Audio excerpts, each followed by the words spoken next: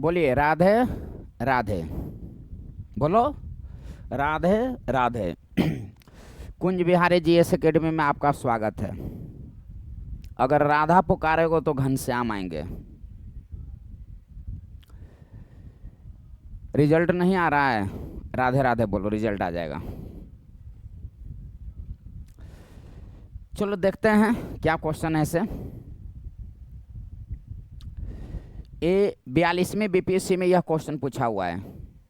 Fuse का सिद्धांत है, यानी कि फ्यूज जो है चुंबकीय प्रभाव पर आधारित है, या विद्युत का उष्मीय प्रभाव पर, या विद्युत का चुंबकीय प्रेरण पर, या इनमें से कोई नहीं। या बीपीएससी का यह क्वेश्चन पूछा हुआ है, और यह क्वेश्चन आप हमेशा देखते भी होंगे, जो सेट वगैरह बनाते होंगे। कई एग्जाम में यह क्वेश्चन जो है पूछ चुका है। तो हम लोग को केवल यह क्वेश्चन के चक्कर में नहीं रहना है, इसको एक्सप्लेन को समझो, उसको नोट बनाओ। कैसे नोट बनाना है? सबसे पहले आप कॉपी निकालो, कलम निकालो, इसके बाद यहाँ लिखो फ्यूज,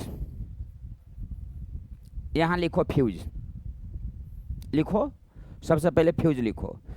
हम नोट कैसे बनाना है ये बताते हम चलेंगे।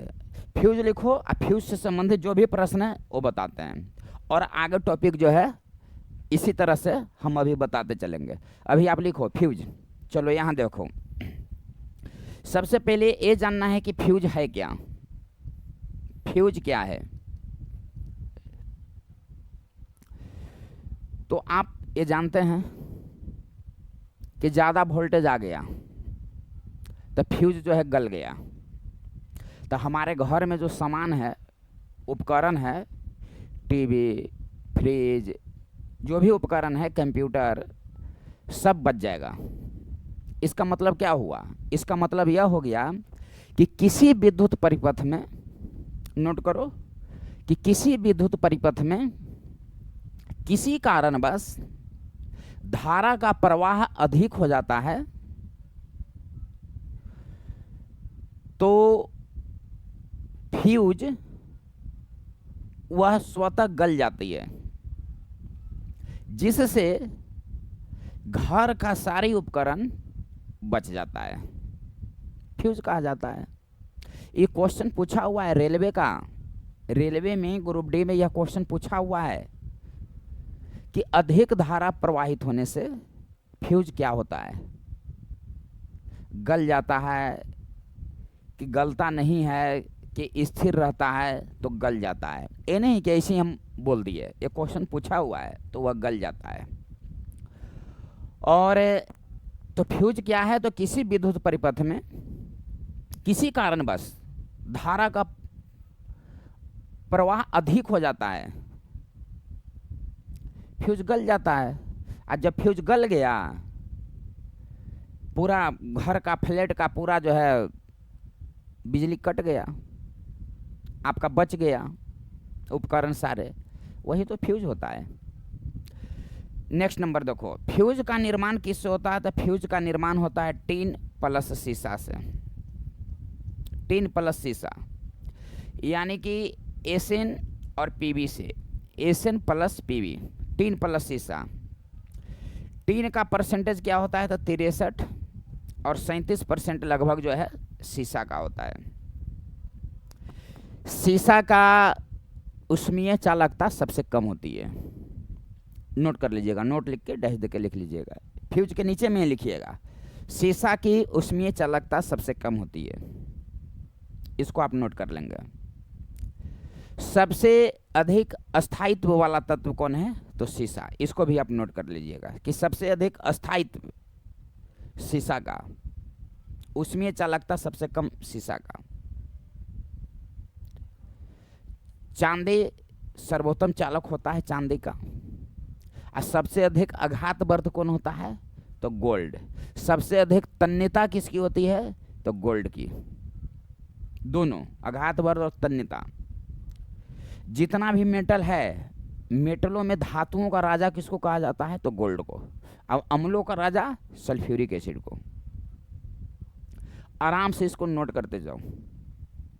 क्वेश्चन देखो, अब जिस आयोग का जो आयोग एग्ज़ाम ले रही है, वह आयोग का मनसा ही हो जाएगा कि सबको हमको लटका देना है, तो उसका तो प्रश्न ही अलग है। हम लोग बीपीएससी में इंटरव्यू की तैयारी करते थे तो बोला करते थे कि यदि उसको सिलेक्शन करने का मन हो गया तो आपसे पूछ देगा, वो जान रहा है कि पूछ देंगे तो ये बता देगा व्यक्ति, और न मन हुआ तो वो भी जान रहा है कि पूछेंगे तो नहीं बताएगा। ये बात होती है। तो रिजल्ट वगैरह ये सब थोड़ा सा अपना भी किस्मत को दोष दीजिए। किस्मत मतलब आशीर्वाद सेट करे या ना सेट करे, किसी से बरदुआ न लेना, ये सच्चाई बात बता रहे हैं, इसको हमेशा कायम रखना। तो फ्यूज क्या है जान गए, टीन और शीशा से निर्माण होता है 63 और 37%। शीशा के बारे में आप जो है हो गया कि सबसे अधिक अस्थायित्व वाला तत्व कौन हो गया, तो शीशा। और ऊष्मीय चालकता सबसे कम किसका है, ऊष्मीय चालकता सबसे कम किसका है, तो शीशा का। समझ रहे हैं। अब यहाँ जो है देखिए, फ्यूज को किस कर्म में जोड़ा जाता है, तो फ्यूज को श्रेणी कर्म में जोड़ा जाता है। श्रेणी कर्म में फ्यूज को श्रेणी कर्म में जोड़ा जाता है। फ्यूज का क्वेश्चन दे देता है कि फ्यूज का जो तार होता है, जो टीन और शीशा का बना होता है, उसका इस्तेमाल क्यों किया जाता है, तो उसका इस्तेमाल इसलिए किया जाता है कि उसका प्रतिरोध, यहां पर ध्यान से समझो, प्रतिरोध और गलनांक। तो प्रतिरोध उसका उच्च होता है और गलनांक निम्न होता है, इसमें फंसना मत। यानी कि फ्यूज का तार का, इसलिए फ्यूज का तार का इस्तेमाल किया जाता है कि फ्यूज का तार उच्च प्रतिरोध और निम्न गलनांक वाले होते हैं। नोट करके लिख लेंगे, उच्च प्रतिरोध और निम्न गलनांक, माइंड में रखो। प्रतिरोध के विषय में हम बताएंगे, स्पेशल पॉइंट देकर उसको हम लिखाएंगे। अभी फिलहाल ये समझो फ्यूज क्या है, तो किसी विद्युत परिपथ में किसी कारणवश धारा का प्रवाह अधिक हो जाता है, तो फ्यूज जो है स्वतः कार्य करना बंद कर देता है, गल जाता है, जिससे हमारे सारे उपकरण बच जाता है। फ्यूज किससे बना होता है, जो टीन प्लस शीशा, PB plus SN plus PB, 63 plus 37, सबसे अधिक अस्थायित्व शीशा, उसमें चालकता सबसे कम शीशा का। फ्यूज को किस क्रम में जोड़ा जाता है, तो श्रेणी क्रम में। तो यहाँ पर हम लोगों को समझना है, आगे क्या समझना है कि फ्यूज को श्रेणी क्रम में जोड़ते हैं, सही बात है। अब आपको क्वेश्चन दे देगा कि जो आयरन करते हैं हम लोग, विद्युत प्रेस, उसको किस क्रम में जोड़ा जाता है, हीटर को किस क्रम में जोड़ा जाता है, बल्ब को किस क्रम में जोड़ा जाता है, बल्ब को, गैल्वेनोमीटर, वोल्टमीटर, आमीटर, समझ रहे हैं ना। अब आपको यह क्वेश्चन दे देगा कि स्विच को किस क्रम में जोड़ा जाता है, स्विच को, पंखा को किस क्रम में जोड़ा जाता है, स्विच को किस क्रम में जोड़ा जाता है, फ्यूज को किस क्रम में जोड़ा जाता है, आमीटर को किस क्रम में जोड़ा जाता है, वोल्टमीटर को किस क्रम में जोड़ा जाता है। हम लोग फंस जाएंगे, ना फंसने देंगे, चिंता मत करो। अब आगे देखते जाओ, इतना आप नोट कर लो। उच्च प्रतिरोध और निम्न गलनांक होता है किसका, तो फ्यूज का, इतना आप नोट कर लो। अब आगे जो है देखो, अभी टॉपिक इस पर नहीं आ रहे हैं कि यह चुंबकीय प्रभाव पर आधारित है या ऊष्मीय प्रभाव पर या चुंबकीय प्रेरण पर, ये तीनों के बारे में बताएंगे, जो क्वेश्चन नहीं छूटेगा। एकदम आराम से नोट देकर आराम से इसको कंप्लीट करना, कैसे से देखते जाना। बोलो राधे राधे। बताइए फ्यूज का क्या होता है? फ्यूज उच्च प्रतिरोध होता है कि निम्न? तो उच्च प्रतिरोध और निम्न गलनांक होती है। अब यहाँ जो है देखो इधर लिखो, ये पहला नंबर 1 टॉपिक था, फ्यूज आप लिख लिए, सही बात है, फ्यूज को आप लिख लिए, ये नंबर 1 टॉपिक था। अब नंबर 2 दे के लिखो, नंबर दो दे के लिखो श्रेणी कर्म, श्रेणी कर्म, यहाँ लिखो समानांतर कर्म, समानांतर कर्म, या इसी को बोलते हैं पार्श्व कर्म। यहाँ ध्यान से समझो, तो श्रेणी कर्म या समानांतर या पार्श्व कर्म। अब यहाँ जो है समझो, यहाँ लिखो धारा, यहाँ लिखो वोल्टेज। आराम से इसको समझो, किसको श्रेणी कर्म में जोड़ते हैं, किसको नहीं जोड़ते हैं, और किसको समानांतर कर्म में जोड़ते हैं। फ्यूज को श्रेणी कर्म में जोड़ते हैं। अब दे देगा कि स्विच, अब दे देगा कि पंखा, अब दे देगा कि घंटी, तब क्या करबो? इसमें उनको समझो, धारा यहाँ पर भी लिख लिए धारा और वोल्टेज। अब यहाँ जो है समझो, आखिर हम बताने वाले क्या है से देखो, आपको प्रश्न दे देता है कि निम्नलिखित श्रेणी कर्म समानांतर कर्म में अंतर क्या है। तो अंतर यही है कि श्रेणी कर्म में जब जोड़ा जाता है तो उसका धारा समान होता है, तो वोल्टेज हो जाएगा अलग अलग, वोल्टेज जो है अलग अलग हो जाएगा। अब इसका ठीक विपरीत ये हो गया, यदि समानांतर कर्म में जोड़ा जाता है तो धारा हो जाता है अलग अलग, धारा हो जाता है अलग अलग, अब वोल्टेज हो जाता है समान। समझ रहे हैं ना? कंटेंट को देखो, कंटेंट मिस्टेक हो जाएगा। तो नंबर 1 टॉपिक आप लिख लिए फ्यूज के विषय में लिखे 2-4 क्वेश्चन जो भी है। अब नंबर 2 टॉपिक लेके जैसे हम लिख रहे हैं ना, हेडिंग में दे देना नंबर 2 टॉपिक देके श्रेणी कर्म और समानांतर कर्म। अब वैसे जस्ट लिखना कि श्रेणी कर्म में आपका क्वेश्चन देगा कि श्रेणी कर्म में धारा क्या होगा, तो समान होगा। देखो स से श्रेणी तो स से समान, ये वाला याद है तुमको? याद हुआ? श्रेणी कर्म में धारा क्या होगा, तो समान होगा। ये वाला याद हुआ? यदि ये याद हो गया ना, तो ये सब तो अपोजिट है, इसका अपोजिट है, जो इसका अपोजिट है, ये दोनों का अपोजिट है। तो यदि ये याद हो गया तो एक से आप ये 3 क्वेश्चन को याद कर सकते हो। नहीं, समान है धारा तो इसमें हो जाएगा अलग अलग, अब वोल्टेज इसमें अलग अलग तो इसमें हो जाएगा समान। ना हो गया? एगो से याद करे से ना सब याद हो गया। तो आपको यही इसी के चक्कर में रहो, एगो के चक्कर में रहो, सबके चक्कर में काहे हो, एगो के चक्कर में रहो, धारा समान। अब कोई भी पूछे कि एक बात बताओ, वोल्टेज अलग अलग कौन में होता है, तुरंत दिमाग में लाओ। वो पूछ रहा है वोल्टेज अलग अलग किस में होता है, तो आप दिमाग में लाओ कि धारा समान किस में होता है। तो धारा समान किस में होता है, तो श्रेणी कर्म में। स से श्रेणी तो स से समान, धारा जो समान होता है वह श्रेणी कर्म में होता है। इतना तो दिमाग में है, एक बात सब हो जाएगा उल्टा। अब देखो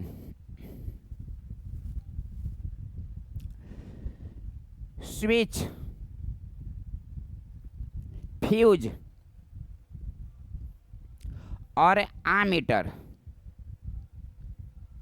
आमीटर विद्युत धारा को मापा जाता है आमीटर से। अब तार में बिजली है कि नहीं, यानी कि विद्युत धारा की उपस्थिति को, विद्युत की उपस्थिति को पता लगा जाता है गैल्वेनोमीटर से। आमीटर श्रेणी कर्म में जोड़ा जाता है। यहाँ देखो, तो आमीटर है तो यहाँ लगा दो वोल्ट मीटर, यहाँ कर दो वोल्ट मीटर, वोल्ट मीटर। अब यहाँ जो है देखो वोल्ट मीटर हो गया, समानांतर कर्म में जोड़ा जाता है। और जितना भी वायरिंग होता है, वायरिंग, जितना भी वायरिंग होता है सब होता है समानांतर कर्म में। इसको आप इसी तरह से नोट कर लेना कि श्रेणी कर्म और समानांतर कर्म में डिफरेंस क्या है। तो श्रेणी कर्म में जो धारा होता है, करंट जो होता है वह बराबर जाता है, लेकिन वोल्टेज जो है अलग अलग होते जाता है। समानांतर कर्म में, यानी कि इसको ये याद रखो और बाकी सब अपोजिट। इसको इसी तरह से नोट बना लेना और आराम से इसको 1-2 बार देखते रहिएगा, कंप्लीट हो जाएगा। स्विच, फ्यूज और आमीटर, अब वोल्ट मीटर और वायरिंग समानांतर क्रम में जोड़ा जाता है। यहाँ तक कोई दिक्कत नहीं। अब यहाँ देखो नेक्स्ट नंबर, बोलिए राधे राधे, क्योंकि हम कुंज विहारे वाले हैं। चलो अब यहाँ जो है देखो अभी इस लाइन पर नहीं आ रहे हैं। अब यहाँ जो है देखो, ये है विद्युत धारा। विद्युत धारा, विद्युत धारा मतलब इलेक्ट्रिक करंट, विद्युत धारा। तार को आप छुओ, अग मैया लाइन मार दिया। जानते हैं क्यों? इलेक्ट्रॉन का प्रवाह हो रहा है। सही बात है कि नहीं? अब विद्युत धारा और प्रतिरोध, प्रतिरोध आप लिख लेना, इससे विशेष नहीं लेकिन बहुत यूनिक चीज बताएंगे। अब यहाँ जो है देखो, विद्युत धारा इलेक्ट्रिक करंट क्यों प्रवाह होता है? इलेक्ट्रॉन के कारण। इससे इलेक्ट्रिक करंट, इससे इलेक्ट्रॉन। बात को समझना। अब यहाँ जो है देखो, विद्युत धारा, विद्युत धारा, विद्युत धारा, विद्युत विभव, विद्युत विभव, विभवांतर, विभवांतर, कूलम, जो आवेश का मात्रक होता है, जो कूलम, ये सब जो है नोट कर लीजिएगा, ये सब अदिश राशि है, अदिश राशि है। लेकिन यह बीपीएससी टीचर में क्वेश्चन पूछा हुआ है विद्युत धारा ये सब अदिश राशि, लेकिन विद्युत क्षेत्र, लेकिन विद्युत क्षेत्र स क्षेत्र तो स से सदिश, सदिश, यह सदिश राशि है। विद्युत धारा अदिश राशि, लेकिन विद्युत क्षेत्र सदिश राशि है। तो अदिश राशि के चक्कर में रहो। विद्युत धारा, विद्युत विभव, विभवांतर, कूलम। कूलम क्या है? तो आवेश का मात्रक है।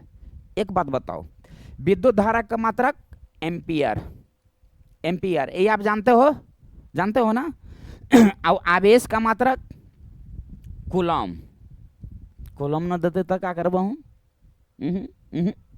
तो विद्युत धारा का मात्रक एम्पियर, लेकिन आवेश का मात्रक होता है एम्पियर सेकंड, एम्पियर प्रति सेकंड। आई बात समझ में? तो इसको नोट करके आप लिख लेना कि विद्युत धारा का मात्रक एम्पियर होता है, लेकिन आवेश का मात्रक एम्पियर प्रति सेकंड होता है। ये सब चारों को एक लाइन में लिख लेना और लिख लेना कि यह अदिश राशि है, लेकिन विद्युत क्षेत्र सदिश राशि है। अब विद्युत धारा का मात्रक एम्पियर होता है, लेकिन आवेश का मात्रक कूलम होता है, और आवेश का दूसरा मात्रक होता है एम्पियर सेकंड, एम्पियर प्रति सेकंड। तीसरा मात्रक बताएं। तीसरा मात्रक होता है स्टेट प्रति कूलम, उस सीजीएस मात्रक होता है। कूलम हो गया एसआई मात्रक। अब आवेश का जो सीजीएस मात्रक होता है स्टेट प्रति कूलम, आवेश का होता है। समझ रहे हैं? सब बताएंगे, सब बताएंगे, फ्री होकर बताएंगे, एकदम आराम से टॉपिक बाय टॉपिक लिख कर बताएंगे। इतना आप नोट कर लिए, इसको देखना। यूनिक चीज लग रहा है ना, मिस्टेक नहीं होने वाला है। अब यहाँ जो है देखो, अब नेक्स्ट नंबर जो है देखो इसको। अब आपका प्रश्न जो है देता है, क्या देता है से देखिए। अब लिखो विद्युत धारा लिखा था, अब लिखो प्रतिरोध, प्रतिरोध। तब प्रतिरोध का संकेत, इसको अंग्रेजी में बोलते हैं रेजिस्टेंस, यानी कि प्रतिरोध का संकेत आर होता है। प्रतिरोध का मात्रक क्या होता है? तो ओम होता है, ओम होता है प्रतिरोध का मात्रक। यह बीपीएससी में क्वेश्चन पूछा हुआ है कि मनुष्य के शरीर का कैसा शरीर? तो सूखा शरीर, यानी कि भींगा हुआ ना, सूखा शरीर मतलब शुष्क शरीर, यानी कि नहा भींगा हुआ नहीं, 10 के पावर 4 ओम प्रतिरोध होता है। समझ गए बात को ना? अब यहाँ पर यह यूनिक चीज़ यहाँ पर देखो जो मिस्टेक होता है। क्या यूनिक चीज़ है से देखो, यदि तापमान आप बढ़ाओगे, तापमान बढ़ने पर तापमान बढ़ने पर प्रतिरोध बढ़ता है, तापमान बढ़ने पर प्रतिरोध बढ़ता है, बात को समझ रहे हैं, और तापमान घटने पर प्रतिरोध घटता है। यदि तार की लंबाई बढ़ाते हैं तो तार की लंबाई बढ़ाने पर प्रतिरोध बढ़ता है। ये सब क्वेश्चन आपको भीड़ से अलग कर देगा। तापमान बढ़ने पर प्रतिरोध बढ़ता है और तार की लंबाई बढ़ने पर प्रतिरोध बढ़ता है, यानी कि ये दोनों स्थिति में बढ़ता है और घटता है। लेकिन अलग अलग धातु का यदि बना हो, यदि अलग अलग धातु का बना हो तार, यदि अलग अलग धातु का यदि तार बना हो तो क्या होगा, तो यदि अलग अलग धातु का तार बना हो तो प्रतिरोध अलग अलग होगा, प्रतिरोध जो इसका होगा से अलग अलग होगा, सिंपल बात है। तो इसको आप प्रतिरोध हेडिंग देकर इसको आप नोट कर लेना। संकेत आर, मात्रक ओम, शुष्क शरीर का प्रतिरोध होता है 10 के पावर 4 ओम। तापमान बढ़ने पर और तार की लंबाई बढ़ने पर, त से तापमान और त से तार की लंबाई, ये दोनों को साथ में याद रखना। तापमान बढ़ने पर और तार की लंबाई बढ़ने पर प्रतिरोध बढ़ेगा, और तापमान और तार की लंबाई घटेगा तो प्रतिरोध घटेगा। अब अलग अलग यदि धातु का रहेगा तार बना हुआ तो प्रतिरोध उसका अलग अलग होगा। अब तापमान बढ़ने पर और तार की लंबाई बढ़ने पर प्रतिरोध बढ़ेगा और घटेगा। यह क्वेश्चन आपको भीड़ से अलग कर देगा। आ रही है बात कुछ समझ में? चलो अब ये पॉइंट पर आते हैं, यह क्वेश्चन पर आते हैं कि ये क्वेश्चन क्या कह रहा है इसे। अब यहाँ पर देखो क्वेश्चन क्या कह रहा है इसे। क्वेश्चन कह रहा है कि देखो क्वेश्चन क्या कह रहा है कि फ्यूज का सिद्धांत किस पर है, चुंबकीय प्रभाव, उष्मीय प्रभाव, चुंबकीय प्रेरण। अब ये तीनों के बारे में जानते हैं, क्वेश्चन छूट जाएगा, कोई सवाल ही नहीं होता। अब यहाँ जो है देखो चुंबकीय प्रभाव, आगे मारो उष्मीय प्रभाव, उष्मीय प्रभाव, यहाँ लिखिए उष्मीय प्रभाव, नोट करके लिखना उष्मीय प्रभाव, फिर ऐसे लाइन खींचो, फिर लिखो चुंबकीय प्रभाव, चुंबकीय प्रभाव, फिर ऐसे लाइन खींचो, फिर यहाँ लिखो चुंबकीय प्रेरण, चुंबकीय प्रेरण। अब यहाँ देखो उष्मीय प्रभाव की खोज कौन किया, तो जूल। चुंबकीय प्रभाव की खोज कौन किया, तो ऑर्स्टेड। चुंबकीय प्रेरण की खोज कौन किया, तो हेनरी। एक क्वेश्चन कह रहा है एक क्वेश्चन कह रहा है इसका आंसर हो जाएगा चुंबकीय प्रभाव।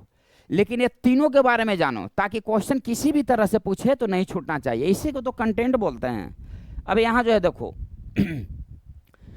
इसीलिए इसको जूल प्रभाव भी कहते हैं,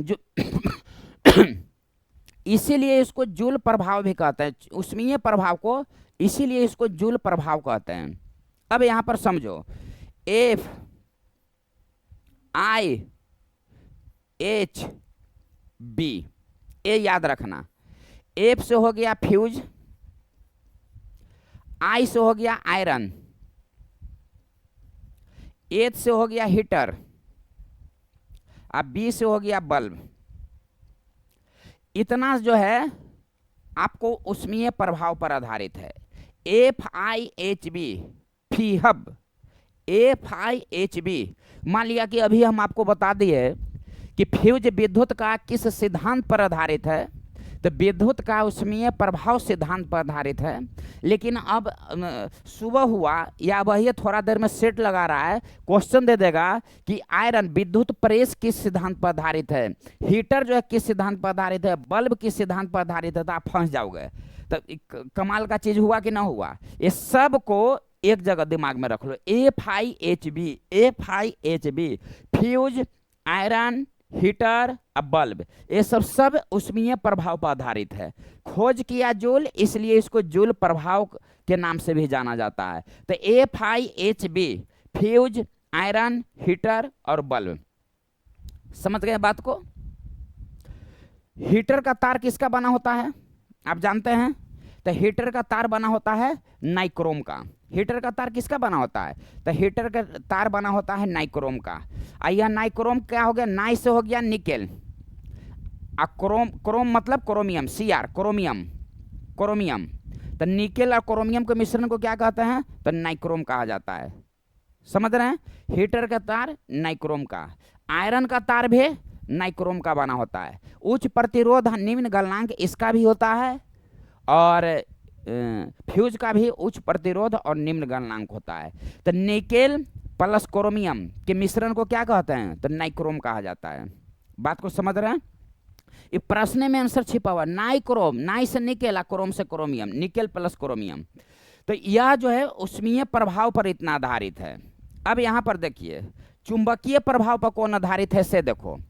जितना भी मीटर वाला है जो आप जानते हैं, गैल्वेनोमीटर, गैल्वेनोमीटर, आमीटर और वोल्ट मीटर, वोल्ट मीटर, ये तीनों को इधर जो है कर दो। विद्युत जो घंटी होता है, ऐसे घंटी, पंखा, ये सब जो है चुंबकीय प्रभाव पर आधारित है। अब यहाँ जो है देखो T, D, M, M, T, D, M और एम। अब इसको जो है आराम से जो है इसको समझो, आगे इसको समझो। ये तो आप समझ में, इसको आपको आ गया। चुंबकीय प्रभाव की खोज किसने किया बताइए?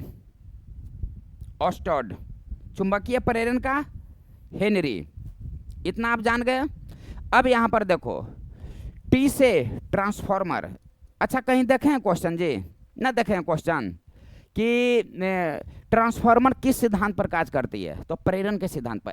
इतना उष्मीय प्रभाव के सिद्धांत, इतना चुंबकीय प्रभाव के सिद्धांत, इतना जो है चुंबकीय प्रेरण के सिद्धांत पर कार्य कर। जैसे मैं क्वेश्चन देता कि डायनेमो, डायनेमो, एम से मोटर, एम से माइक्रोफोन, एम से जो हो गया माइक्रोफोन हो गया। अब एक बात समझो, तो मोटर जो है चुंबकीय प्रेरण के सिद्धांत पर भी कार्य करता है, अब मोटर जो है चुंबकीय प्रभाव के भी सिद्धांत पर कार्य करता है। दिमाग में रख लेना। तो यह जो ट्रांसफार्मर हो गया, डायनेमो हो गया, मोटर हो गया, माइक्रोफोन हो गया। तो ट्रांसफार्मर क्या करता है? एसी को यानी कि प्रत्यावर्ती धारा के वोल्टेज को कम अधिक करता है, याद रखना ट्रांसफार्मर। डायनेमो क्या करता है? यांत्रिक ऊर्जा को विद्युत ऊर्जा में। अब मोटर इसका उल्टा मार दो, उल्टा। डायनेमो यांत्रिक ऊर्जा को विद्युत ऊर्जा में, अब मोटर क्या करता है? तो विद्युत ऊर्जा को यांत्रिक ऊर्जा में चेंज कर देता है। अब माइक्रोफोन क्या करता है? तो माइक्रोफोन ध्वनि ऊर्जा को विद्युत ऊर्जा में चेंज कर देता है। तो इसको अलग से नोट देकर लिख लेना। ट्रांसफार्मर क्या करता है? प्रत्यावर्ती धारा, प्रत्यावर्ती धारा का मतलब एसी हुआ, यानी कि अल्टरनेटिंग करंट। तो एसी के यानी कि प्रत्यावर्ती धारा के कम वोल्टेज को अधिक वोल्टेज, अधिक वोल्टेज को कम वोल्टेज में करता है। यानी कि ट्रांसफार्मर सिर्फ प्रत्यावर्ती धारा के लिए कार्य करता है, एसी के लिए, अल्टरनेटिंग करंट के लिए सिर्फ काम करता है, डीसी के लिए नहीं। रेक्टिफायर क्या करता है? एसी को डीसी में बदलता है। नोट कर लेना, रेक्टिफायर एसी को डीसी में। इन्वर्टर क्या करता है? तो डीसी को एसी में चेंज करता है, उल्टा। डायनेमो क्या करता है? तो यांत्रिक ऊर्जा के विद्युत ऊर्जा में। डायनेमो क्या करता है? तो यांत्रिक ऊर्जा के विद्युत ऊर्जा में चेंज कर देता है। अब मोटर क्या करता है? इसका उल्टा हो गया, विद्युत ऊर्जा को यांत्रिक ऊर्जा में चेंज कर दिया मोटर। ट्रांसफार्मर क्या करता है? एसी को यानी कि प्रत्यावर्ती धारा को वोल्टेज को कम अधिक करता है, कम अधिक करता है। माइक्रोफोन क्या करता है? तो माइक्रोफोन जो है ध्वनि ऊर्जा को विद्युत ऊर्जा में चेंज कर देता है। अब यहाँ देखो रेक्टिफायर, यह क्वेश्चन बहुत क्वेश्चन पूछा हुआ है। रेक्टिफायर क्या करता है? तो एसी को डीसी में। इन्वर्टर क्या करता है? इन्वर्टर क्या करता है? तो इसका उल्टा, डीसी को एसी में चेंज कर देता है। आ रहा है ये बात समझ में? ये सब क्वेश्चन नहीं देखते हैं, मिलता है ना धराले से। इसको नोट बनाकर एक बार आराम से इसको लिख लेना, मिस्टेक नहीं होगा। तो अब बताइए, इसमें फ्यूज जो है उष्मीय प्रभाव पर आधारित है, FIHB। इतना सारा चीज हो गया, जितना भी मीटर वाला है, galvanometer, ammeter, volt meter. Ammeter को श्रेणी क्रम में, लेकिन वोल्ट मीटर को समानांतर क्रम में। एक आमीटर का प्रतिरोध क्या होता है? शून्य। एक आमीटर का प्रतिरोध होता है शून्य। एक वोल्ट मीटर का प्रतिरोध क्या होता है? तो अनंत होता है, अनंत होता है। बात को समझ रहे हैं? ये सब गैल्वेनोमीटर, आमीटर, वोल्ट मीटर चुंबकीय प्रभाव पर आधारित है। घंटी, पंखा जो रहता है चुंबकीय प्रभाव पर आधारित है। यह उष्मीय प्रभाव पर आधारित है। और चुंबकीय प्रेरण पर ये ना क्वेश्चन कहीं देखे हैं तो चारों को एक जगह ये लिख लिए, TDMM, TDMM, transformer, dynamo, motor, microphone, यह चुंबकीय प्रेरण के सिद्धांत पर कार्य करती है। इतना बता दिए हैं, इसको नोट बना लेना, इसको देख लेना, कई बार मिस्टेक नहीं होगा क्वेश्चन। अब यहाँ जो है देखो थोड़ा सा, ये है आवेश।